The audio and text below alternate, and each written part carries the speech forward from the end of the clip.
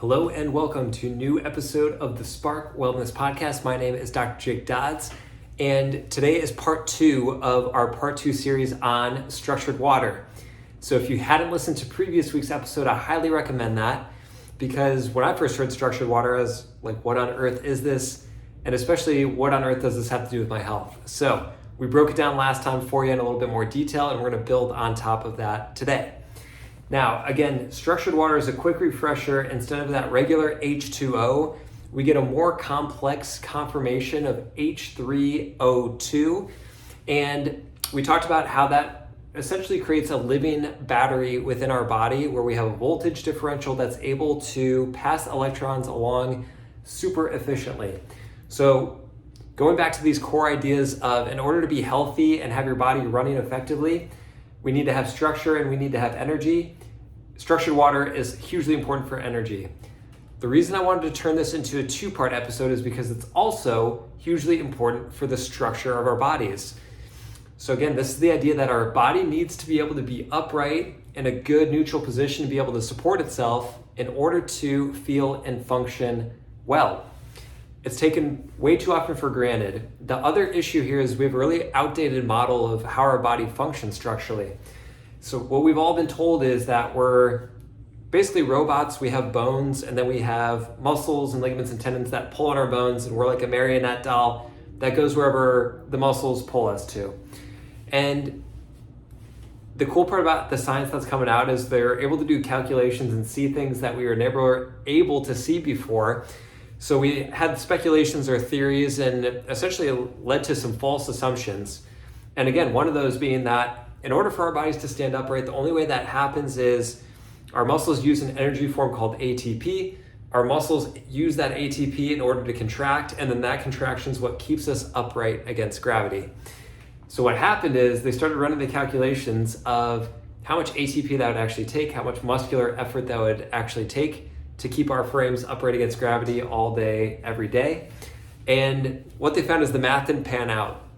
So what I mean by that is they found that the human body wouldn't be able to generate enough ATP to hold itself upright all day just to exist in gravity, not to mention all the other stuff that needs to happen in your body and that ATP is used for. So they went back to the drawing board, and the more that we learned about structured water, the more some of these pieces fell into place. So what happens is when your mitochondria are working effectively, when you have good solute concentration and mineral concentration in your body, things like magnesium, and if you're also getting good external energy sources like infrared heat from the sunlight, your body is able to create this structured water. So it requires a few different pieces working together, but with those 3 things, your body can create this H3O2 liquid crystalline conformation of structured water within your body. Now, we already again talked about why this is important for passing energy and communication throughout your body, but now to get into the structural component, structured water in that H3O2 liquid crystalline structure forms these complex hexagonal towers. So when you look at this stuff under electron microscope, it's just this beautiful array of molecules that they're finding is, again, existing within our body.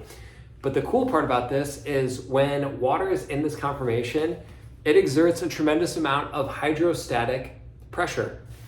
And so what they're finding is our fascial networks, that thin connective tissue that covers everything in our body, is filled with these tiny microscopic tubules that are packed full of this structured water. So again, the more they started seeing this, the more they were able to start putting some of these pieces together and finding that a lot of the human body's ability to stand upright against gravity is actually dependent on us being able to generate hydrostatic pressure through that structured water. So it's more like a complex system of hydraulic pumps than it is this like stick and string model that we've all been taught. So from this perspective, it's again where I see a lot of people get frustrated, where it's like, man, I know my posture sucks. I know my body doesn't go to a good position on its own.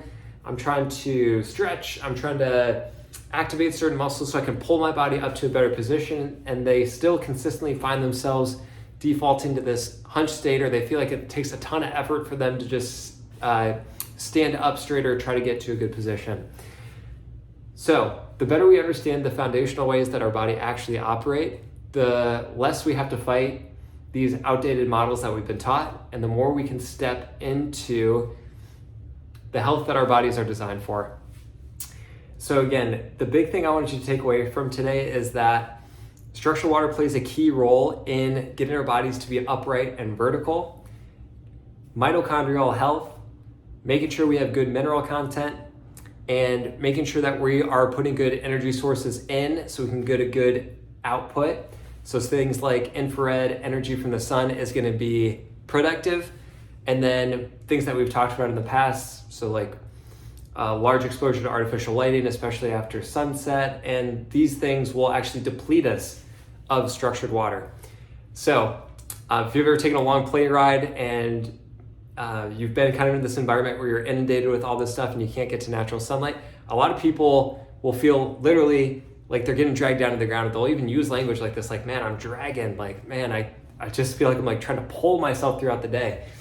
So it happens. And flip side of things, you spend a nice day at the beach, it's like you feel like you have all this energy available for you, and you'll notice you're carrying yourself in a better position. So those things go hand in hand, and making sure that our body has a good amount of structured water is critical, not only for our energy component, but also for finding a good position structurally.